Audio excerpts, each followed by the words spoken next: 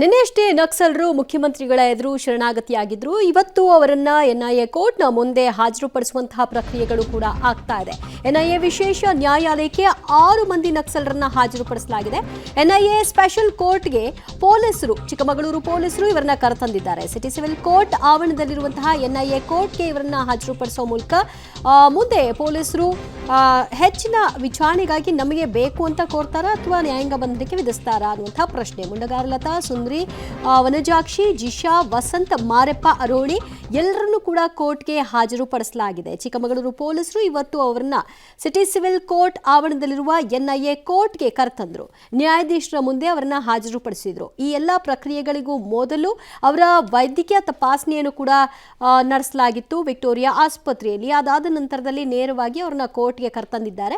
ಪೊಲೀಸರು ವಿಚಾರಣೆಗಾಗಿ ಅವರನ್ನ ಕಸ್ಟಡಿಗೆ ಪಡ್ಕೊಳ್ಳುವಂತಹ ಸಾಧ್ಯತೆಯ ಬಗ್ಗೆ ಇಲ್ಲಿವರೆಗೂ ಯಾವುದೇ ರೀತಿಯ ಮಾಹಿತಿಗಳು ಲಭ್ಯವಾಗ್ತಾ ಇಲ್ಲ. ಕೋರ್ಟ್ನ ಮುಂದಿನ ನಿರ್ಧಾರಗಳ ಆಧಾರದ ಮೇಲೆ ಅಂತಿದ್ದಾರೆ. ಏನಾಗುತ್ತೆ ಕಾದು ನೋಡಬೇಕು. ಈ ಬಗ್ಗೆ ಮತ್ತಷ್ಟು ಮಾಹಿತಿ ಕೊಡ್ತಾರೆ ನಮ್ಮ ಪ್ರತಿನಿಧಿ ನಾಗೇಶ್. ಕೋರ್ಟ್ಗೆ ಹಾಜರುಪಡಿಸಿ ಆಯ್ತಾ? ಏನೆಲ್ಲ ಪ್ರಕ್ರಿಯೆಗಳಾಗ್ತಾ ಇದೆ ಈಗ?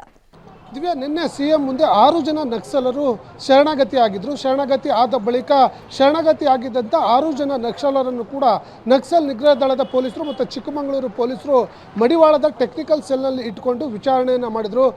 ಆದರೆ ನಕ್ಸಲ್ ಚಟುವಟಿಕೆಗಳಿಗೆ ಸಂಬಂಧಪಟ್ಟಂತೆ ಒಂದಷ್ಟು ಹೇಳಿಕೆಯನ್ನು ಪಡೆದುಕೊಳ್ಳುವ ಕೆಲಸವನ್ನು ಈಗಾಗಲೇ ನಕ್ಸಲ್ ನಿಗ್ರಹ ದಳದ ಪೊಲೀಸರು ಮತ್ತು ಚಿಕ್ಕಮಗಳೂರು ಪೊಲೀಸರು ಮಾಡಿರುವಂಥದ್ದು. ಅದಾದ ಬಳಿಕ ಶರಣಾಗಿರುವಂಥ 6 ಜನ ನಕ್ಸಲರನ್ನು ಕೂಡ ನೇರವಾಗಿ ವಿಕ್ಟೋರಿಯಾ ಆಸ್ಪತ್ರೆಗೆ ಕರೆದುಕೊಂಡು ಹೋಗಿ ಅಲ್ಲಿ ಮೆಡಿಕಲ್ ಮಾಡಿಸಿ ಅಲ್ಲಿಂದ ನೇರವಾಗಿ ಬೆಂಗಳೂರಿನ ಸಿಟಿ ಸಿವಿಲ್ ಕೋರ್ಟ್ ಆವರಣದಲ್ಲಿರುವಂಥ ಎನ್ಐಎ ವಿಶೇಷ ನ್ಯಾಯಾಲಯಕ್ಕೆ ಸದ್ಯ ಹಾಜರುಪಡಿಸಿರುವಂಥದ್ದು. ಬಹಳ ಪ್ರಮುಖವಾಗಿ 6 ಜನರನ್ನು ಕೂಡ ಕೋರ್ಟ್ ಮುಂದೆ ಹಾಜರುಪಡಿಸಿರುವಂಥ ಪೊಲೀಸರು ಈಗ ಪ್ರಾಥಮಿಕ ಪ್ರಕ್ರಿಯೆಯನ್ನು ಮುಗಿಸಿ ಬಹುತೇಕ ಈಗಿರುವಂಥ ಮಾಹಿತಿ ಪ್ರಕಾರ ಶರಣಾಗತಿ ಆಗಿರುವಂಥ 6 ಜನ ನಕ್ಸಲರನ್ನು ಕೂಡ ಹೆಚ್ಚಿನ ವಿಚಾರಣೆಗೆ ತೆಗೆದುಕೊಳ್ಳುವುದು ಬಹುತೇಕ ಡೌಟ್ ಅನ್ನುವಂಥ ಮಾಹಿತಿಗಳು ಸದ್ಯ ಇರುವಂಥದ್ದು. ಯಾಕಂದರೆ ಈಗಾಗಲೇ ಶರಣಾಗತಿಯಾಗಿದ್ದಂಥ 6 ಜನರ ಹೇಳಿಕೆಗಳನ್ನು ಕೂಡ ಪೊಲೀಸರು ದಾಖಲು ಮಾಡಿಕೊಂಡಿರುವಂಥ ಕಾರಣಕ್ಕಾಗಿ ಮತ್ತೆ ಕಸ್ಟಡಿಗೆ ತೆಗೆದುಕೊಳ್ಳೋದು ಬಹುತೇಕ ಡೌಟ್ ಅನ್ನುವಂಥ ಮಾಹಿತಿಗಳು ಸಿಗ್ತಾ ಇದೆ. ಆದರೆ ಕೋರ್ಟ್ನ ಆದೇಶ ಏನಿರುತ್ತೆ ಅನ್ನುವಂಥದ್ದು ಈಗ ಸದ್ಯಕ್ಕೆ ಕುತೂಹಲಕಾರಿಯಾಗಿರುವಂಥ ವಿಚಾರ.